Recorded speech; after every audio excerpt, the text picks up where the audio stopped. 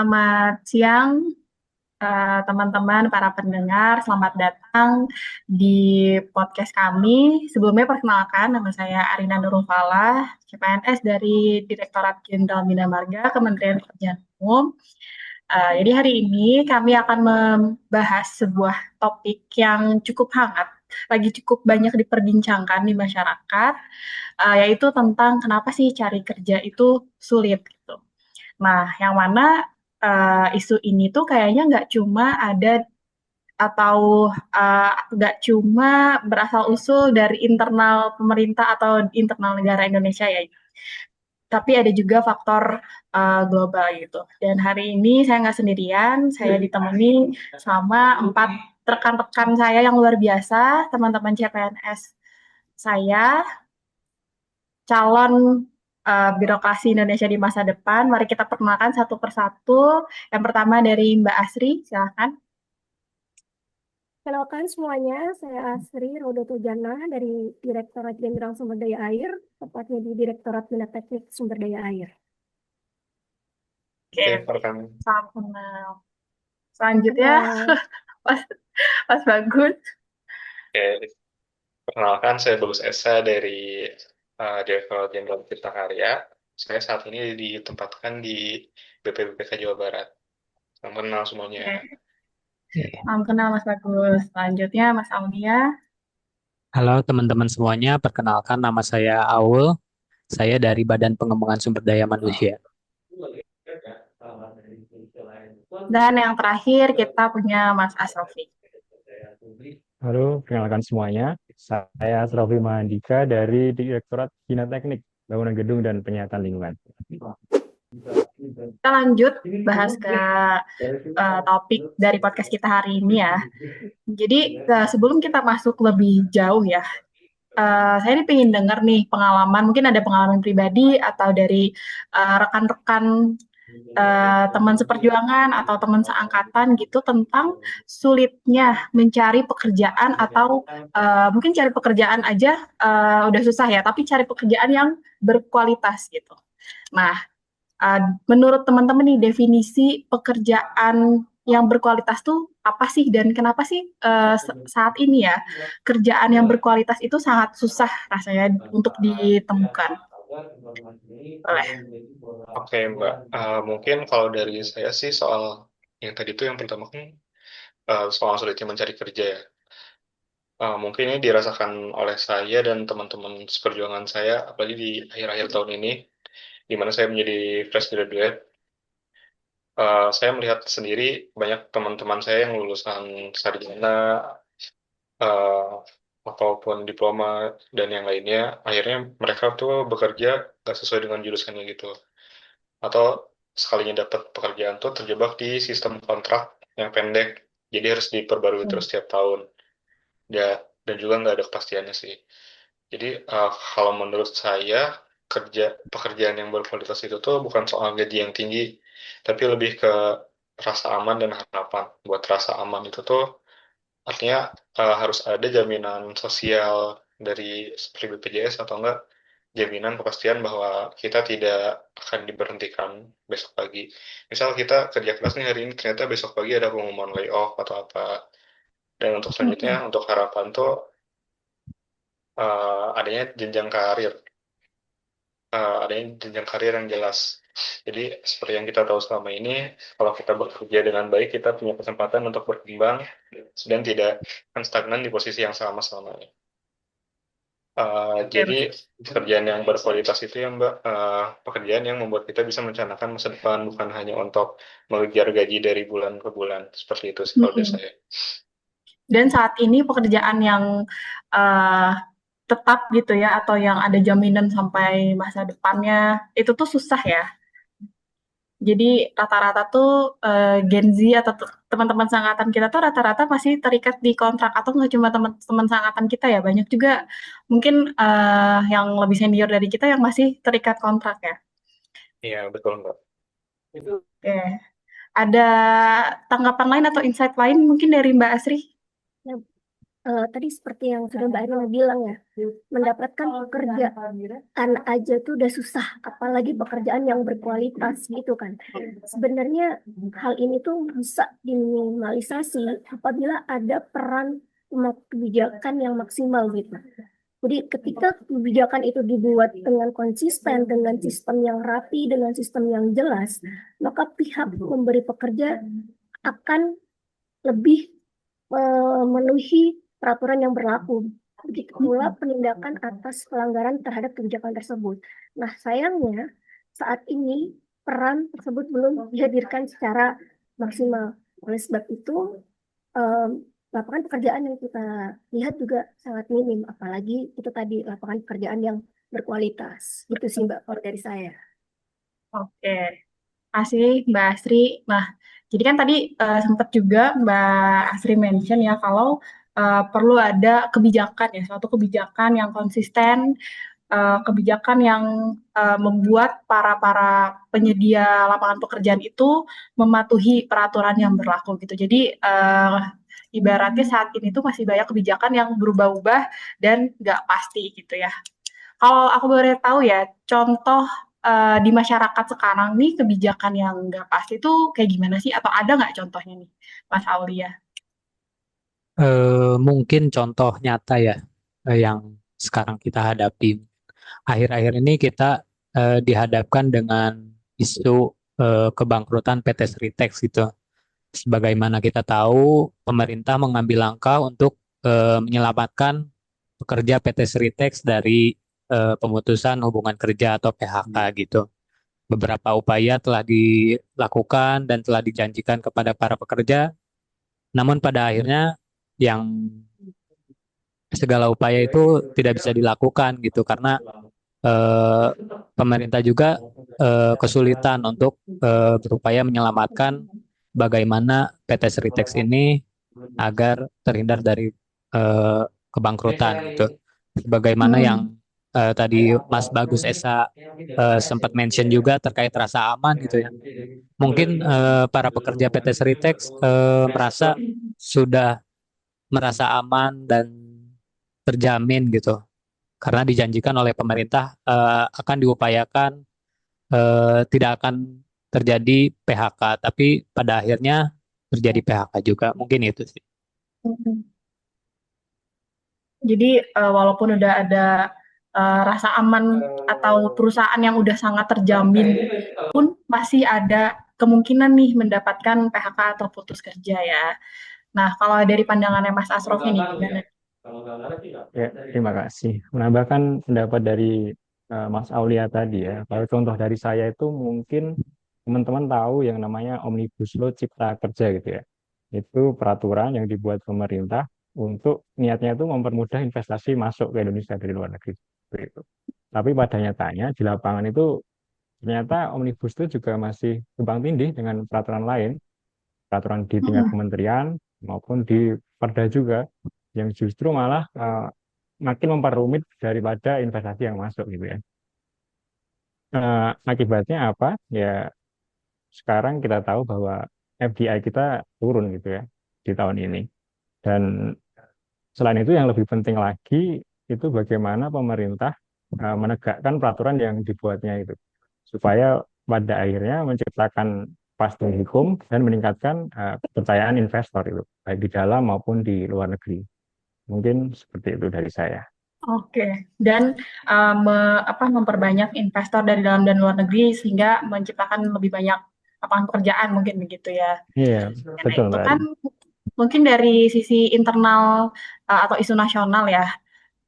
Tapi ada nggak sih menurut teman-teman nih faktor eksternal atau misalnya guncangan dari global gitu ya. Misalnya ada terjadinya penurunan ekonomi global yang sedang isunya ya sedang terjadi saat ini gitu. Nah, seperti contohnya kebijakan tarif ekspor impor yang lagi digaungkan oleh Amerika Serikat. Nah, itu gimana sih tanggapan rekan-rekan terhadap kebijakan itu? Mungkin dari saya dulu ya, Mbak. Eh, Hmm. Seperti yang kita tahu, sekarang sedang ramai terkait tarif ekspor yang dijatuhkan oleh Amerika kepada negara-negara di dunia gitu. Salah satunya yang terdampak adalah Indonesia. Indonesia sendiri kan awalnya diberikan tarif ekspor 32% gitu. Eh, nah, ini tarif ekspor ini akhirnya turun menjadi 19% setelah bernegosiasi antara pemerintah Indonesia kepada pemerintah Amerika atau Donald Trump gitu ya. Tapi apa sih dampak-dampak dari adanya tarif ekspor ini? Sebenarnya tarif 19% ini yang Indonesia peroleh itu sebenarnya sudah cukup rendah ya di Asia Tenggara atau ASEAN gitu. Indonesia itu berada di posisi kedua setelah Singapura yang memiliki tarif 10% dan Vietnam yang eh, ada tarif di 20%. Nah, dari tarif ekspor ini apa sih keuntungan-keuntungan yang diterima dari baik dari sisi Indonesia ataupun Amerika Serikat gitu ya? Mungkin tarif ini berdampak ke berbagai sektor gitu ya. Yang pertama adalah sektor yang terdampak langsung dari adanya tarif ekspor ini yaitu pertanian gitu. Kemudian Amerika sendiri mendapatkan keuntungan tidak tidak tidak mendapatkan tarif ekspor dari Indonesia sebesar 0%. Terus kemudian Indonesia juga diwajibkan untuk membeli energi dari Amerika Serikat senilai 244 triliun rupiah. Kemudian Indonesia juga wajib membeli 50 unit pesawat Boeing, khususnya untuk yang Boeing 777. Kemudian Indonesia wajib beli alat pertanian dari Amerika Serikat, dan Amerika Serikat juga memiliki akses penuh ke ekonomi Indonesia. Kalau dari keuntungan-keuntungan yang diterima Amerika Serikat, sangat berbanding terbalik gitu dengan Banyak. keuntungan yang diterima oleh Indonesia gitu. Tapi sebenarnya dari menurut saya ada satu keuntungan yang didapatkan oleh Indonesia, yaitu karena dengan masuknya perusahaan-perusahaan besar ke perusahaan besar Amerika Serikat ke Indonesia, jadi terbuka peluang untuk membuka usaha patungan atau joint venture atau yang kita tahu adalah skema transfer teknologi. Sebagaimana kita tahu, sekarang teknologi itu berkiblatnya di Barat atau di Amerika Serikat. Gitu. Mungkin itu menjadi satu keuntungan untuk Indonesia bahwa kita mendapatkan akses penuh ke teknologi-teknologi itu pada di masa depan. Mungkin itu, Mbak. Oke. Jadi sebenarnya terjadinya guncangan ekonomi global ini memang ada dampak positif dan dampak negatifnya ya terhadap negara kita ini. Itu tinggal bagaimana kita masing-masing mungkin untuk menyikapinya. Nah, lanjut nih berhubung dengan sikap ya, cara kita menyikapi ini ya kan. Kan dengan tantangan-tantangan di internal dan faktor eksternal yang terjadi, kita sebagai melihat dari kacamata seorang CASN itu. Kalau misalnya kita hubungkan dengan nilai core values berakhlak itu menurut Mas dan Mbak nih ya, gimana sih cara dengan prinsip berakhlak ini kita menghadapi tantangan dari ketidakpastian atau tantangan-tantangan yang sedang kita hadapi di negara kita ini? Boleh? Mungkin dari siapa nih yang mau jawab nih? Boleh aku kali ya? Boleh, boleh. Oke, jadi salah satu nilai yang bisa kita terapkan mungkin adaptasi kali ya. Karena kan dunia ini dinamis gitu. Kita sebagai manusia juga harus beradaptasi secepat mungkin, tanggaplah dengan perubahan yang ada gitu. Sehingga kita bisa segera menyesuaikan dan menghasilkan birokrasi yang itu menyesuaikan dengan keadaan yang sekarang agar kita tidak tertinggal gitu. Itu sih kalau singkatnya kalau dari Harus, aku, dari saya. harus bisa adaptasi ya. Betul. Terus kalau dari siapa? Mas Bagus mungkin?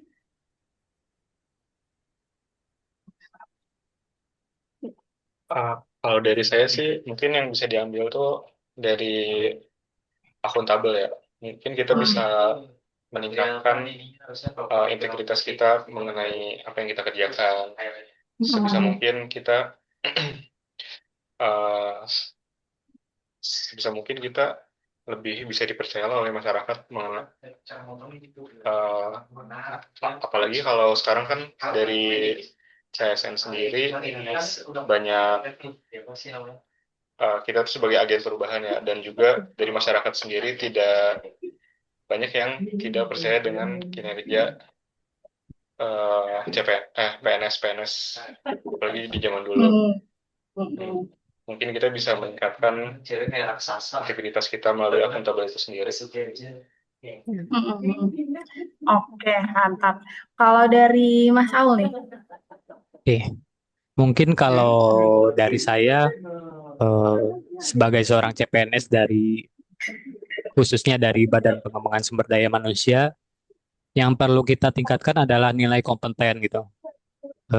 Sebagaimana tantangan saat ini eh, kita berhadapan dengan majunya teknologi, kemudian dinamika geopolitik yang tidak menentu gitu ya.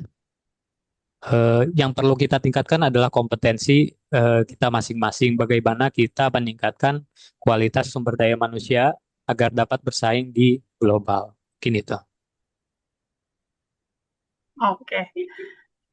Kalau dari Mas Asrul ini ada tanggapan? Iya, kalau dari saya mungkin nilai lainnya mungkin kolaboratif gitu ya. Bagaimana kita saling melengkapi satu sama lain gitu ya, untuk ya melengkapi setiap kekurangan daripada kan kita skill punya masing-masing gitu ya, sehingga menghasilkan suatu karya yang lebih baik dan dapat memecahkan masalah juga di dunia yang semakin kompleks ini. Mungkin seperti itu dari saya. Nah, jadi nilai berakhlak itu tuh sangat penting untuk diterapkan ya oleh kita CPNS dalam menghadapi ketidakpastian yang sedang terjadi saat ini gitu ya. Terus kalau misalnya dari sisi CPNS sih, CASN gitu, gimana sih kontribusi yang bisa kita lakukan? Mungkin kontribusi kecil dari lingkungan terdekat gitu ya, yang untuk apa partisipasi kita nih sebagai CASN untuk melayani masyarakat dengan lebih baik. Oke, Mbak, mungkin saya ada pendapat soal ini. Jadi mungkin mulai dari unit kerja saya di Kementerian PUN itu ada beberapa kontribusi yang mau saya wujudkan. Yang pertama itu mungkin memulai dari diri saya sendiri, mulai dari meningkatkan integritas dan profesionalisme. Uh, Dua hal ini itu merupakan fondasi yang penting. Jadi saya akan memastikan setiap pekerjaan mulai dari menyusun laporan, mengikuti dokumen, hingga mengawasi proyek-proyek kecil maupun besar bisa dilakukan dengan standar tertinggi, akuntabel, dan tepat waktu. Mungkin yang kedua, sebagai ASN di PU ini nanti paling saya mau mendukung program-program yang akan dijalankan oleh PU, seperti aktif mendukung kemajuan industri warga melalui program infrastruktur berbasis masyarakat. Jadi ini tuh bukan cuma membangun jalan atau jembatan besar.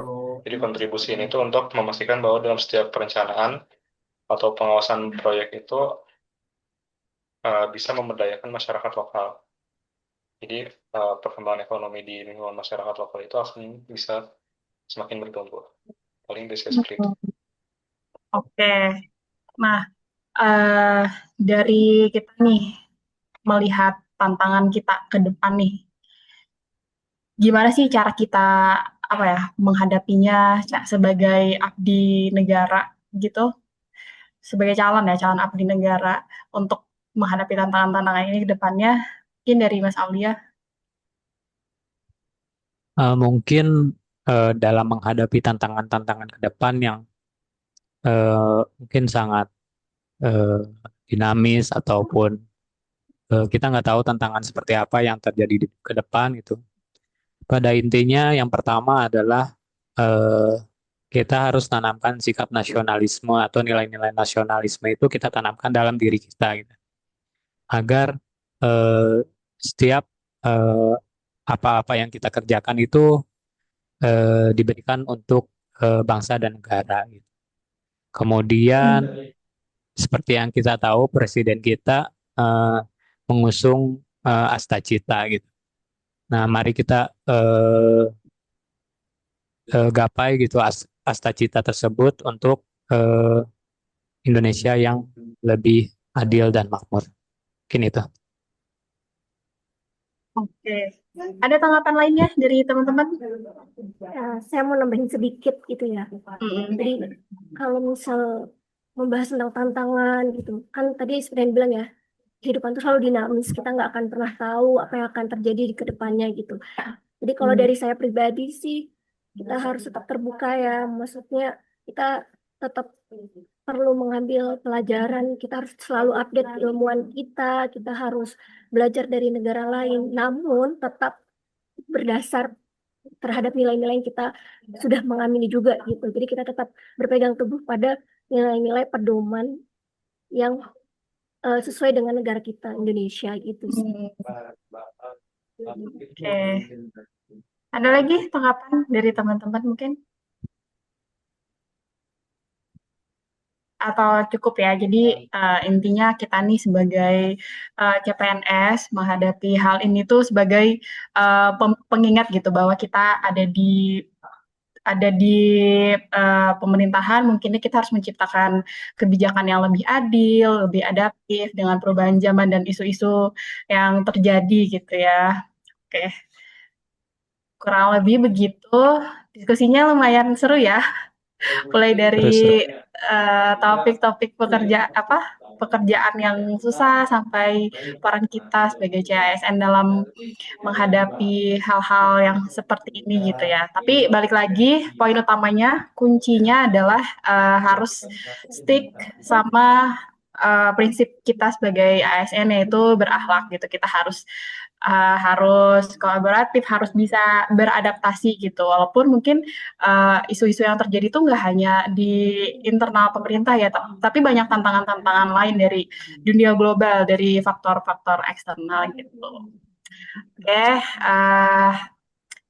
mungkin cukup di sini dulu podcast kita hari ini. Terima kasih banyak kepada rekan-rekan saya, Mbak Asri, Mas Bagus, Mas Aulia, dan Mas Asrofi. Semoga ini menjadi awal dari pengabdian kita. Jadi kita mulai makin terbuka nih bahwa kedepannya tuh kita sebagai ASN itu harus punya kacamata sendiri nih bahwa kedepannya akan lebih banyak tantangan-tantangan di isu-isu seperti ini gitu. Akan menjadi tantangan bagi negara kita.